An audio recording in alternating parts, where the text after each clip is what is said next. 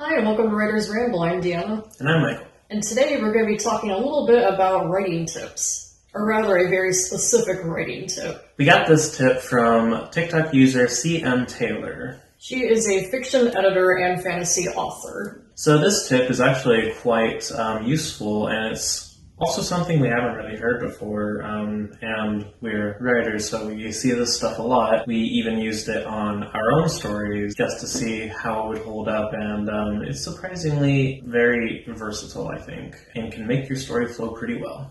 And it's funny because I feel like having been part of the writing community now for many years, I feel like I've seen and heard of like every writing tip you can think of, but this is one that I hadn't heard of before, which kind of surprised me, but it's like a genuine game changer for writing, and so we wanted to share it with you guys. If you're curious to see the original video, we'll have that linked in the description. So this writing exercise in particular is very helpful for narrative variation. So this TikToker, the technique that she discusses, she refers to as braiding your prose, and so that is what we're going to be talking about for the rest of this video. And so as she described, agents can tell pretty quickly within the first page of reading your story if you don't have enough narrative variation, so that's where this exercise can be especially helpful. Mm-hmm. Speaking of, why don't we just get into it? So there are 4 types of prose that you will want to try to braid, as she puts it. The first of which is interiority. Which is basically just anything that's going on inside the character's head. And then the second of which is action. Which is pretty self-explanatory. You know, if you have a character that punches someone, for instance, that's an action. Whenever things are happening in the world. The third of which is dialogue.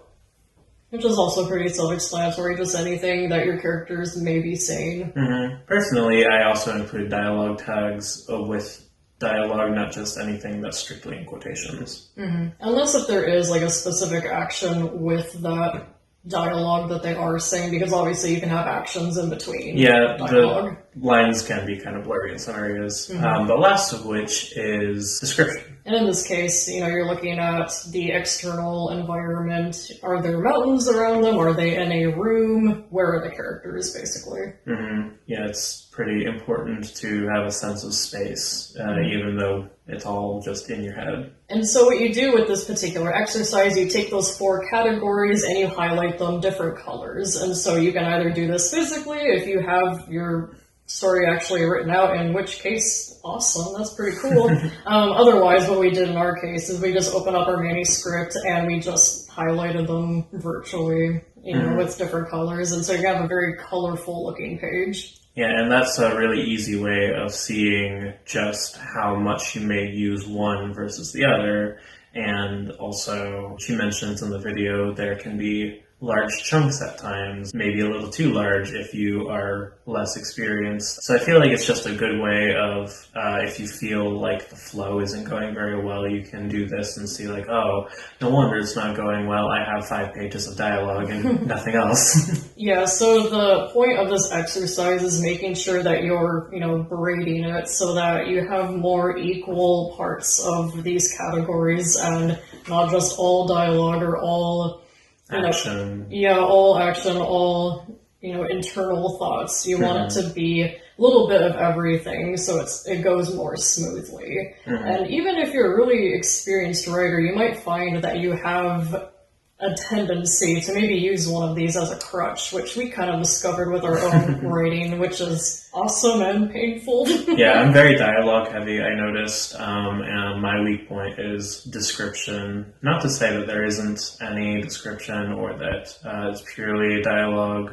One of the tricks that I learned while writing my book was it's very easy to mix dialogue and action, and that's what I do a lot, but it still shouldn't be just dialogue and action. Mm-hmm. And what's funny is that when I was younger, I was very, very heavy on the interiority. It was, sometimes I'd have pages of just thoughts and internal battle. And there's definitely a time and place for that, but it was just too much. And I know I had readers back in the day that were like, honestly, I started skimming because this was too much. Well, yeah, there's also repeated stuff. That too, I was 14, you know, leave me alone. But it's funny because now, you know, I have pages of thoughts and internal battle, and there's definitely a time and place for that, but it was just too much. And I know I had readers back in the day that were like, honestly, I started skimming because this was too much. Well, yeah, there's also repeated stuff. That too, I was 14, you know, leave me alone. But it's funny because now looking back at it, I'm actually more dialogue heavy than I was then, which is funny because back in the day, I would sometimes have pages in between dialogue, and it made for a really slow conversation that should have been done and over with within like a paragraph, but it stretched out, and now I like kind of flipped around. Another small tip, just because you can write more words doesn't mean that you're better at writing. Conciseness can be very helpful if you tend toward wordiness. Or if you're me, adding in a little bit of description every now and again can really add flavor to your scene. Kind of just depends on what kind of writer you lean toward naturally. And it's okay, by the way, to have a style where you're mostly doing dialogue or mostly doing description or mostly doing interiority. That is a stylization. But especially if you're a new writer, it's helpful to try to get a grip on all four of the big ones before you start specializing, trying to make it more unique feeling tonally, just so that you can do the other things when you need to and have that be good as well, you know? I mean, there definitely are some authors that are kind of known for leaning into these different characteristics. Like Arthur Conan Doyle had very dialogue-heavy stories with Sherlock. Some authors spend way too much time on physical descriptions, external environments, such as architecture with H.P. Lovecraft. And the thing is, he's not even that good at describing architecture. He knew like 3 things: gambrel roofs, cyclopean towers, and I don't know. I don't even know the third one. Those are the 2 that come to mind, because he says them so often. If you command F on like a Word document of his works and just see, you put in the word cyclopean, it's going to be in there like 3,000 times. I'm not even kidding. Look it up. Just really, really liked those buildings.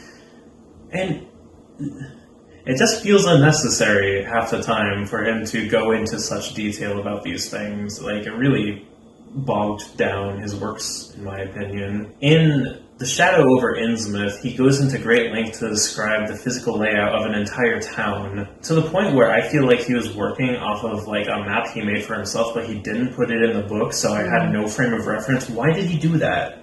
Why did he do that? We really need to have more maps and books. I know sometimes that they're included, but not always, and if they're not included, why? Laziness. Include a map in your story. If it's warranted. Yeah. Sometimes you don't need it if it's just like modern day London or something, you know.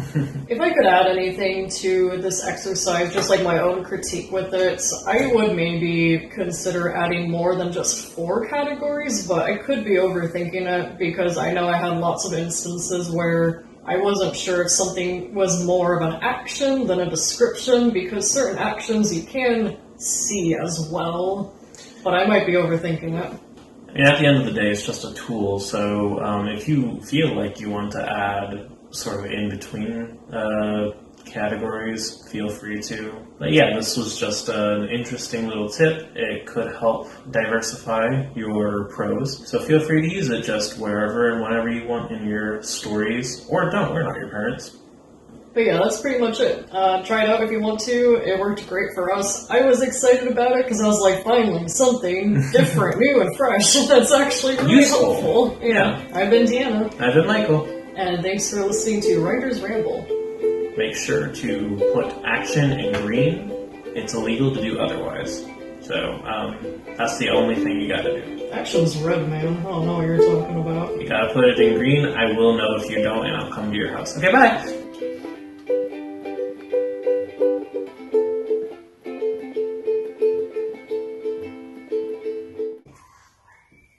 Oh my gosh.